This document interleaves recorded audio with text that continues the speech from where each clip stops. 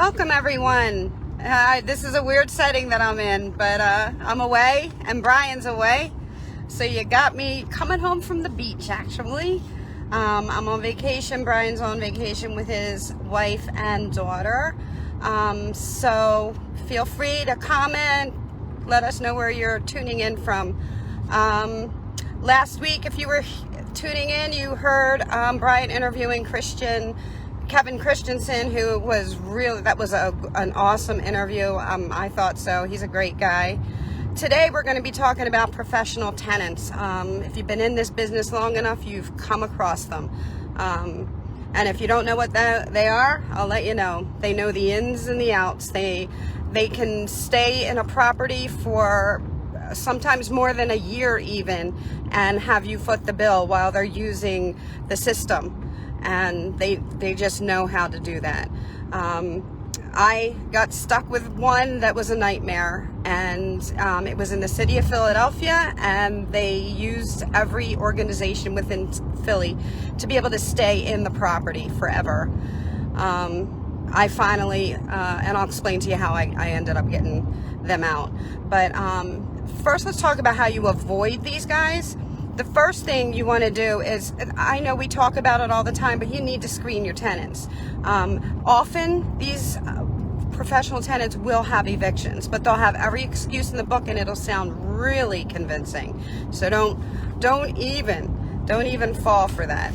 And the other thing is you want to look and see if they have moved a whole bunch of times, because that's a big, red flag. If there's somebody who is living in a place for 6 months, 3 months, and then they're moving, and then again and again, that generally is a big red flag.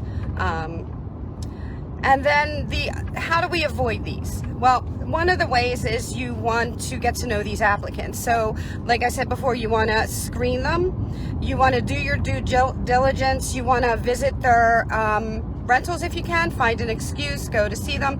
And these are definitely ones that you don't want to contact their current landlords, but you definitely want to go back to their prior landlords, because the current ones are probably looking to chomp on the bit to get them out, and the prior ones, they're ready to speak the truth, so they're going to tell you exactly what happened. So don't forget to check the landlords from back history. And then another one is check social media. It's funny how people will post on social media all this stuff thinking that nobody's going to see it. And a lot of times you do see it, and you can see them either making fun of these landlords or, talking about how, oh my God, this one's doing this now and I'm getting out of there, I'll get them, and the whole 9 yards. So make sure that if you can check their social medias. So with that being said, you got one. How do you get rid of it? Well, one of the ways is you follow the letter of the law. So you follow your eviction procedures to a T, because anything that you miss, they are going to catch. So make sure you do that. The other thing is you could hire an attorney. I know you think in your head that might cost a lot, but a year without rent is going to cost you a whole lot more than an attorney who can probably get rid of somebody like this faster. The other thing that you can do is cash for keys, and some people are against that, but I ended up doing that with this tenant I'm telling you about in Philadelphia, and it ended up saving us thousands of dollars, and to be honest with you, a lot of aggravation, because I was so stressed out by this one tenant. After a while, I just was like, let's get her out. And in order to do that, you want to make sure you draw up something that says in order for them to get the cash, they have to leave, there can't be any damages, and then you go and meet them, get the keys, and then change the locks after they sign and grab the money. So these are all some ways to avoid them and to evict them. I hope to God that you never have to deal with them.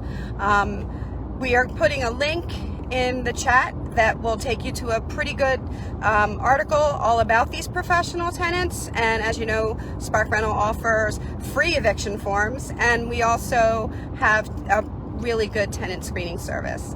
So next week, Brian and I will be joining you together in our offices. I will be back to my normal routine. So you guys have a great day. And if you have any questions or whatever that I happen to not see in the chat because I'm in where I am, just send any of your questions to support@sparkrental.com, and I promise you we will answer them. All right, have a great day, guys. Bye.